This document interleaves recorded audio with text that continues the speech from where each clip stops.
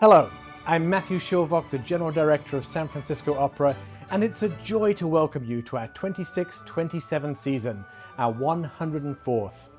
I'm here in the wig shop at San Francisco Opera, where our fabulous hair and makeup artists create all the stunning wigs that you see on our stage, including these extraordinary wigs from last year and productions that we'll see this coming year.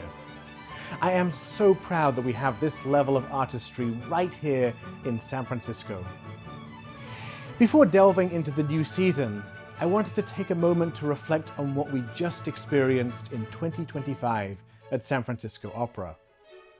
It was a year of particularly thrilling creativity, whether in our new productions of Parsifal and the Monkey King, or in the return of classics like La Bohème and Rigoletto. And this is what I love about this company. It's a community of artists, artisans, technicians, and staff who are passionate about bringing together their extraordinary talents to create sublime artistic experiences, whether a new production or the return of a beloved classic. The opera stage has the potential to move us in a way unlike anything else. No matter how many times we've seen Bohème, we tear up as Mimi breathes her last. We're swept up in the emotions of lost love and tragic loss. And so many of you told me how immediately impactful The Monkey King was on just the first hearing. Opera has a direct line to our hearts. It allows us to make sense of our feelings and better understand how we move through the world. That's why we keep coming back to it time and time again. I'm in awe that we have over 200 households who have been subscribing for 50 years or more. Parsifal was a dream come true for me, a transcendent pinnacle of human creation in a production made for this audience and for this time. Under the leadership of our music director, Eun-Sun Kim, every performance felt like the most sublime and reverential shared experience. And stage director Matthew Ozawa and his team created a production of timeless restraint married with deep contemporary resonance. This was a moment in which we came together as a community to be part of something vast and epic, but that also connected us at a very intimate level of spirituality. And what better stepping off point than a new Parsifal to announce our next Ring cycle in 2028. This will be the first Ring in America since the pandemic and an important part of Eun-Sun Kim's Wagnerian journey with the company. Tickets go on sale in October this year, but you can secure access to tickets by joining our Ring Circle at any point between now and then. The Ring is deep in the DNA of this company, going back to 1935 when our first Brunhilde and Siegfried were none other than Kirsten Flagstad and Lauritz Melchior. Our history has been inextricably linked to the Ring, and I'm overjoyed that we'll return to our acclaimed production by Francesca Zambello in 2028. And we begin the journey this season, but more on that in a little bit. As we reflect back on 2025, the energy of our world premiere of The Monkey King is still reverberating with extraordinary energy. Our new telling of the classic Chinese story of an irreverent monkey who must learn compassion and enlightenment was an absolute hit with audiences and critics alike. Huang Ruo and David Henry Huang's opera completely sold out before we even opened the curtain. There was such joyful energy around every performance, and audiences found an immediate connection to this story that mixes hijinks with deep spirituality. Many saw it as a work heralding a new kind of opera for the 21st century. Mark Swed of the Los Angeles Times said, "The potential this opera signals is for a major cultural change for San Francisco." And the New York Times praised the company for, quote, "presenting shows that speak to local audiences with the ambition of an opera capital." This was an opera that will have a long and storied future, and I am so proud that it originated here in San Francisco, reflecting the creative vitality of this city and the tremendous talents of all those in the company. San Francisco Opera is on its own epic journey at the moment. We continue to see amazing audience trends. Last season we sold 82% of capacity and are projected to be similar this year, an incredible result for any opera company. Our work is resonating. 40% of our single-ticket audiences for Monkey King were Asian or Asian American, speaking to the power of stories to connect with community. And we're energizing new audiences. 50% of single-ticket audiences were new for Monkey King, and 1,000 Dolby tickets for Monkey King sold out in less than half an hour. We continue to connect to our community through programs like The Opera in You, a storytelling initiative in partnership with the San Francisco Public Library. Bohème Out of the Box continues for a fourth year this spring. This is our traveling opera which takes a shortened version of Puccini's classic into cities and tech campuses around the Bay Area. And we continue to bring the energy of the stage out into the lobbies and beyond with activations like our Chinese markets and dragon dancers. We're so grateful to the community partners who help us bring the energy and creativity of our art form to local neighborhoods each season. Our philanthropists are also energized by what is happening on the War Memorial stage. Our number of major donors is increasing, and we continue to see new transformative gifts to the company, notably this past fall from Jensen and Laurie Huang. Jensen is the president and CEO of NVIDIA, and it's a joy to welcome Jensen and Laurie as our newest company sponsors. They believe fervently in the re-emergence of San Francisco as one of the great cities in the world. What happens at San Francisco Opera does reverberate around the world. We saw that in thrilling ways last year, and I'm excited for what is ahead for us this next year. We still have much difficult work to do to reset the model of the large arts institutions in America and find a stable, viable foundation for the future. But the trajectory is very exciting, with trends that speak to an art form resonating with vital intensity around the Bay. Our 26-27 season is a celebration of extraordinary artistry in stories that go straight to the heart. Unsung Kim will continue her Verdi journey with an opera that fuses politics and family dynamics in a way unlike any other, Simone Boccanegra. This opera exemplifies the phrase, "Heavy is the head that wears the crown," and we see that aphorism playing out in our next opera, Mary Queen of Scots, by Scottish composer Thea Musgrave. We then move to the sensuous world of Massenet's Manon, in which a young woman must decide between heady love and heady riches. And we finish the fall with Mozart's perfectly crafted The Marriage of Figaro, an opera that distills the human condition into a work of exquisite heart. The summer season takes us from the passionate urgency of Puccini's Tosca to the beginning of our Ring journey, with a standalone presentation of the prologue to the Ring, Das Rheingold. We begin the season with Verdi's Simone Boccanegra, a work not on our stage since 2008, when the late Dmitri Vorostovsky was the title character. This is one of Verdi's middle-period operas, written just a few years after Rigoletto and a few years before Barlow in Maschera, the two Verdi operas we've most recently produced.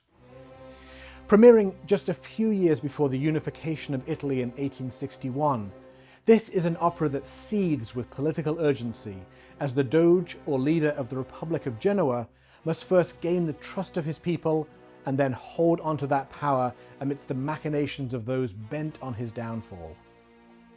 What makes this so quintessentially Verdi is the interleaving of this political intrigue with an equally intense family intrigue. On the day he was crowned Doge, Boccanegra's lover dies, and their daughter is spirited away. He hasn't seen her for 25 years, and the opera is a knot of life tangled in a web of impossible situations through which our protagonists must find their way. The music of Boccanegra fuses all of that political and familial angst into arias and ensembles of ferocious drive, deep introspection, and complex relationships. Although there is a love interest, it's not the central driver, making this a work that explores other facets of human relationships in some of Verdi's most heart-wrenching music. Simone Boccanegra demands an extraordinary cast, and I'm thrilled with who we'll have on stage for this season opener. Mongolian baritone Amatufshin Enkbat returns as the title character after two spectacular season openings with Rigoletto last year and Barlow in Maschera the year before. Amatufshin brings such a depth of life and character to his portrayals. He'll be joined by debuting Italian soprano Eleonora Burato, and I encourage you to check out her new album, Indomita.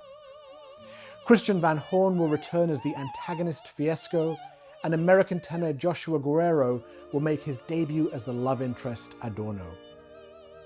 The production will be the San Francisco debut of the acclaimed director Klaus Guth, who brings so many works to life with incisive clarity, including a new Salome for the Met last year. This is a production that creates a space in which memories can be explored, conflicts played out, and relationships tested, all while a René Magritte-like rock gradually descends, the weight of that crown growing ever heavier. Simone Boccanegra continues Unsun Kim's exploration of the operas of Verdi, and I cannot wait to hear this under her baton. She has a way of bringing to the fore the depth, the emotional complexity, and the interplay of lyricism and bite so present in Verdi's operas. This promises to be a very special season opener. As I mentioned earlier, both of our two opening operas exemplify the weight and challenges of leadership. Our second opera of the season takes one of the most iconic royal leaders, Mary, Queen of Scots, and explores with explosive intensity Mary's constant fight to retain her throne against the machinations of three men vying to control her. This is the young Mary, before she is captured by her cousin Elizabeth. She is just 18 years old, already Queen of France and Queen of Scotland, and returning to Scotland to take on a throne she ascended to at just 6 days old. Still a teenager, Mary must forge a path of political survival against two-faced courtiers, particularly her half-brother James, her ultimate husband Lord Darnley, and a ruinous alliance with the Earl of Bothwell. Each man seeks to insidiously ingratiate himself with the Queen, only to use that proximity to try and control her. Mary is ultimately forced to abdicate, but she does so in a way that ensures that the crown passes to her son, keeping her family in power and ultimately creating the union of the Scottish and English crowns. This story of a young woman retaining agency in the face of massive threats is told in this spectacular opera by Thea Musgrave. Thea is a Scottish composer who has been living in the US since 1972 and who is one of the most incisive dramatists of our time. She is now 97 and still actively writing. This work dates back to 1977, and it's so important that we keep the great operas of the last 50 years or so in the repertory as much as it's important to be commissioning new ones. We saw this a few years ago with our production of Paul Ruder's The Handmaid's Tale, and I'm so proud that we're bringing Thea's opera back to San Francisco. I say back to San Francisco because we produced it already, back in 1979 when it was a part of Spring Opera Theatre at the Curran Theatre, with Thea herself conducting. That marked the first time that the company had produced a work by a female composer, and it's so important that we honour that by bringing Thea's work to the main stage. We've co-produced the opera with our friends at English National Opera, where the production played last February. It was wonderful to feel the thrilling gasps as so many people heard this work for the first time. I overheard people at intermission saying, "Why haven't we heard this before? It's incredible." Thea's score is propulsive, careening from situation to situation with an intensity befitting the Queen's turbulent reign. And Thea's orchestration is fabulous, full of rich coloration and a deep knowledge of instrumental possibilities. There are also moments of exquisite lyricism, such as the lullaby that Mary sings in duet with one of her attendants in the third act, a moment of poignant normalcy with her young baby. Mary will be played by a dear friend of San Francisco Opera, American soprano Heidi Stover. Heidi has triumphed in such a broad array of roles on our stage, from Blanche de la Force in Poulenc's Dialogues of the Carmelites, to Magnolia Hawkes in Showboat, and Zdenka in Strauss's Arabella. She was an absolute sensation as Mary in London, and I can't wait for you to experience this tour de force role for her this fall. The conductor will be the rising star Italian Clelia Caffiero, and the production is by Scottish director and designer Stuart Lang. The production updates Mary's world to a contemporary Scotland, divided by the sectarian clashes so firmly at the heart of the Tudor period. Stuart Lang creates a world in which we can more easily understand the enormous pressures on this young queen. I'm so proud that we're bringing Mary, Queen of Scots to the stage this fall, and can't wait to share in Thea Musgrave's masterpiece with you. Well, if love is a distraction to the business of statehood in Mary, Queen of Scots, in our next opera it's the driving force. Massenet's Manon returns to the company after almost 10 years. Both Puccini and Massenet were captivated by this story of a young woman whose journey to a convent is upended when she runs off with a young chevalier and is thrust into a constant emotional whiplash as she must decide between passionate, true, but penniless love and the allure of diamonds and riches. It's a duality that comes back to haunt her many times through the opera, although fate throws her some impossible curveballs along the way. Her lover's father abducts his own son to keep him away from her. Her lover becomes a priest, upping the stakes of their emotional entanglement. And she is set up at a gambling table, resulting in her arrest and banishment. All of this plays out in a score of shimmering beauty, emotional intensity, and sublime lyricism. And I'm so excited to hear the delicacy of Massenet's music under the baton of Eun Kim. Massenet is a master of emotional intensity, whether the poignancy of Manon's farewell to her Parisian garret, or in the soaringly passionate love duet that takes place in the church of Saint-Sulpice, when Manon and Des Grieux cannot contain their love for each other. Eun has an incredible way of finding the inner truth within music, and I can't wait to hear her unlock this passionate score. And passionate it will be, not least because our Manon and Des Grieux are a real-life couple. They are dear friends to the company and both graduates of our Adler Fellowship training program, Amina Edris and Penne Patti. Penne and Amina have both gone on to extraordinary careers on stages around the world, and we always celebrate when they return here to their home company. Penne was with us most recently last year as a soaringly lyrical Rodolfo in La Bohème, and Amina so spectacularly opened our centennial season as the heroine in John Adams' world premiere Antony and Cleopatra. Now, they did appear as romantic leads together on our stage for one performance of Romeo and Juliet back in 2019, and I know that the stage will be on fire with musical and emotional intensity for this Manon. This will be our co-production by French director Vincent Boussard, and it's a wonderfully evocative set. Like the music, it shimmers with a quixotic emotional ephemerality.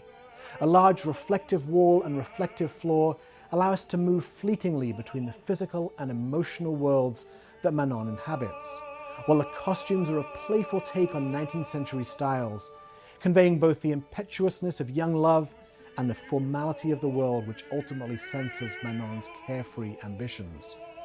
It promises to be a wonderful return to this most passionate of operas. Our final opera of the fall will be one of the most perfectly crafted, humanistically complete artistic creations, Mozart's The Marriage of Figaro. A wonderful example of the Aristotelian unities of action, time and place, Figaro's encapsulation of everyday life makes it one of the most resonant pieces ever written. It's a tale of two servants simply trying to get married, but to do so they must maneuver their way past the attempts of the head of the household, Count Almaviva, to assert his droit de seigneur, the right to be intimate with any female member of his household. It's a right that is clearly antiquated even by the time of the plot, and it serves to emphasize the urgent need for a new social order. But as with all of the operas by Mozart and his librettist Lorenzo da Ponte, this is a much more subtle and nuanced story. It's not just a battle of the classes. The Countess is as put upon as is her suffering servant. And Figaro, while antagonizing the Count, is rather clueless and must rely on his bride-to-be, Susanna, to really affect the solutions. Add in the lovesick teenager Cherubino and a number of deliciously characterized members of the household, and you have an exquisite encapsulation of humanity all under one roof. Now, the idea of being under one roof is of particular importance in this production. This is the first revival of our 2019 production by Canadian director Michael Kavanagh, who so tragically passed away in 2024. Michael sets the trilogy of the Mozart da Ponte operas in an American manor house that morphs in time over 300 years. Figaro takes place around the time the opera was written, in the 1780s, when the house has just been built. Our Così fan tutte moves on 150 years, and the house has become a stylish country club just before the Second World War.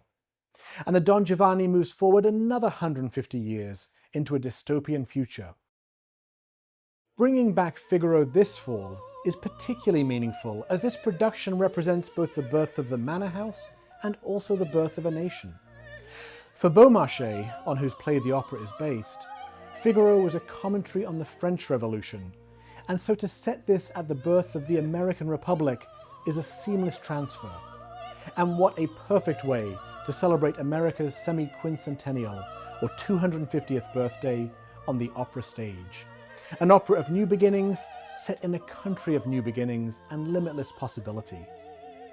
Under the baton of debuting conductor Sebastian Weigel, and with a spectacular cast of new and returning artists, including Sławka Zemecznikova, Aradina in The Elixir of Love a few seasons ago, we are in for a very special end to the fall season.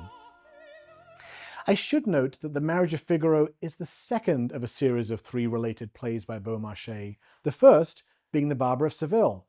In that first play, Count Almaviva is the ardent youth who romantically rescues Rosina from the clutches of Dr. Bartolo.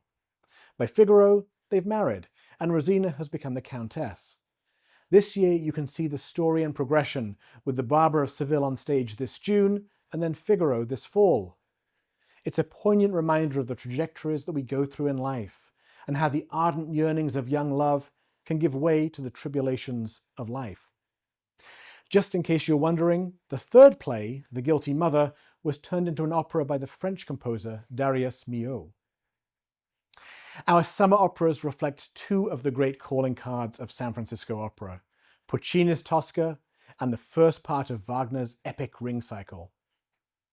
Tosca returns in the production by Shauna Lucy that debuted in 2018. It's beloved by audiences with its towering architecture, fidelity with the actual venues of Rome, and the agency that Shauna gives to the title character as she does everything she can to protect herself and her lover against the impossibly corrupt system around them. Tosca is maybe the epitome of what is known as Verismo opera, a late 19th century, early 20th century focus on normal people in gritty situations and the intense emotions that result. Carmen was one of the prototypical Verismo operas, and Puccini's Tosca, some 25 years later, creates a situation of such oppression and weight in which our protagonists must react not just to an oppressive individual, but to an oppressive power structure in which escape is ultimately impossible.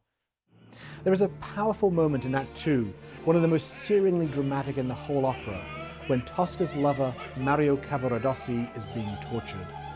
As the libretto describes the vice that is tightening around Cavaradossi's head, Puccini literally ratchets up the musical tension, rising to an almost unbearable level of intensity. It is Verismo at its most powerful. Parenthetically, there is definitely a Verismo thread running through much contemporary opera today, and I feel those are often the subjects that resonate powerfully with audiences.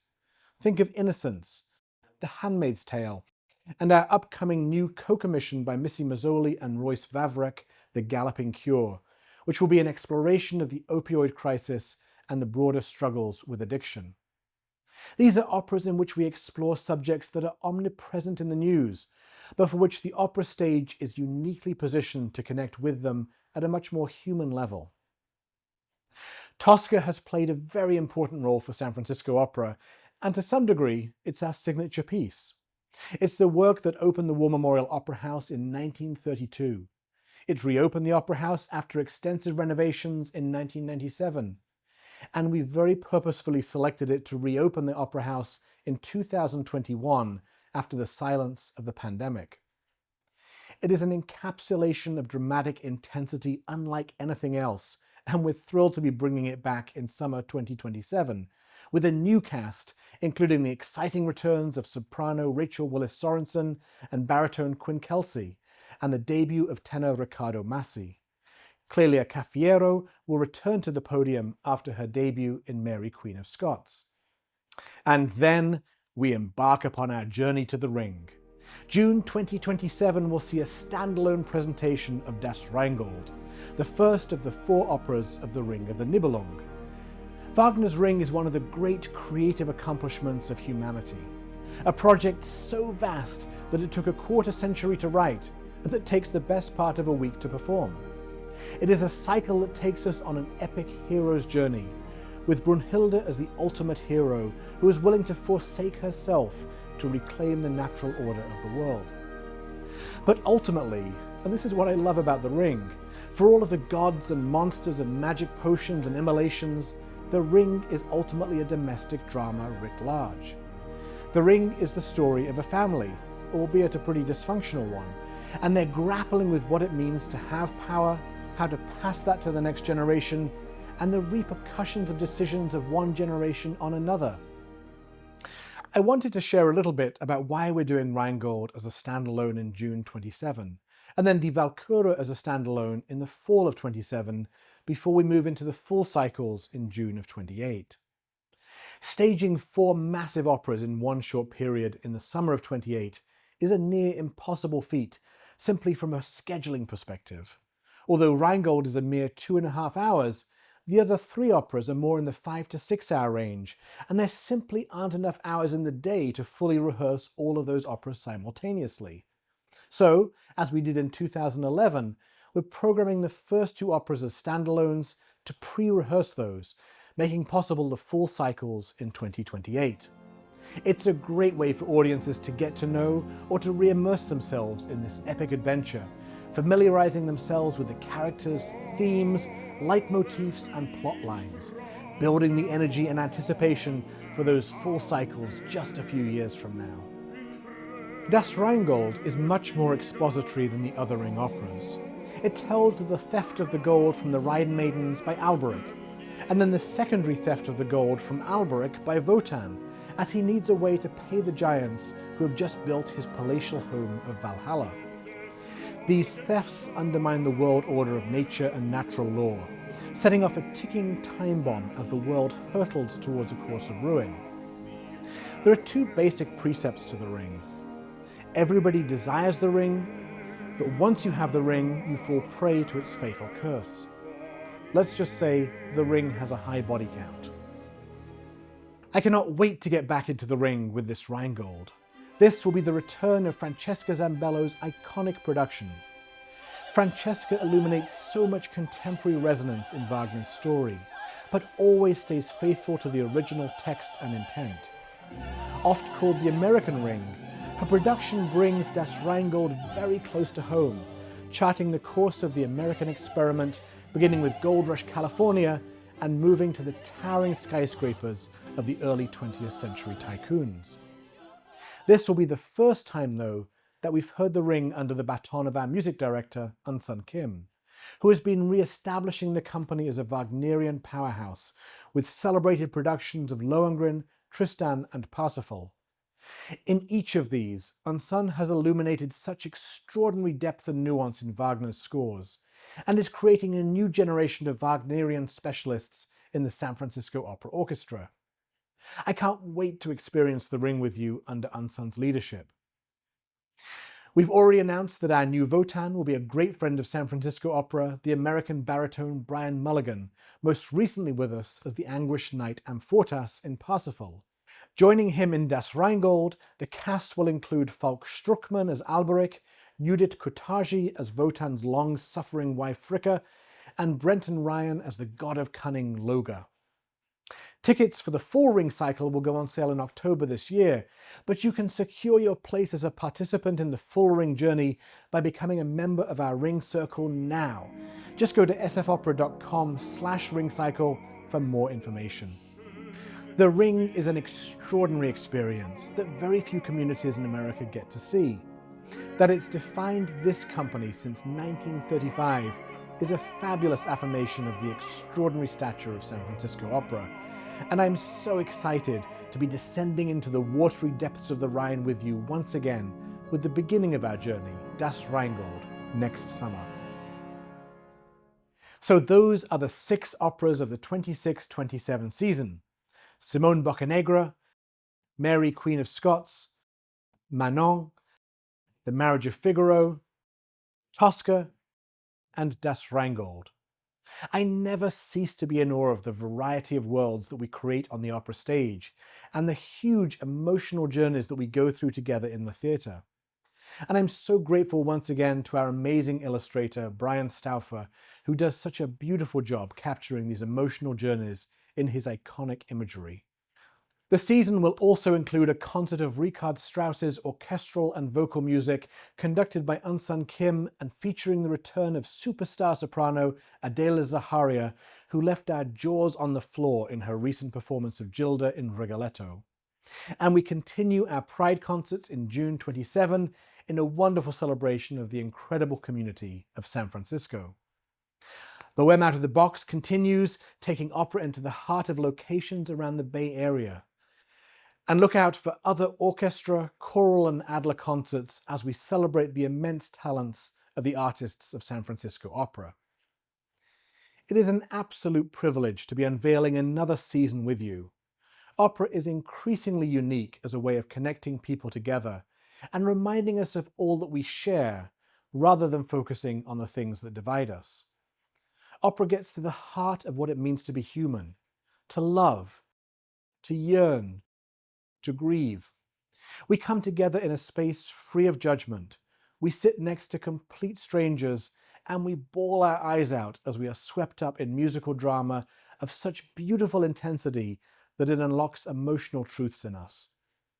That is the power of the opera stage, and I am in constant admiration that here in the Bay Area we have one of the great opera communities in the world. A community of artists, artisans, technicians, staff, philanthropists and audiences who believe so fervently in the power of this art form to make sense of the world. We give ourselves over to it year after year, opera after opera, and we feel rejuvenated, enriched and uplifted each time that the curtain goes up. I can't wait for another season in which we will experience the sublime together. Thank you for being a part of something so extraordinary.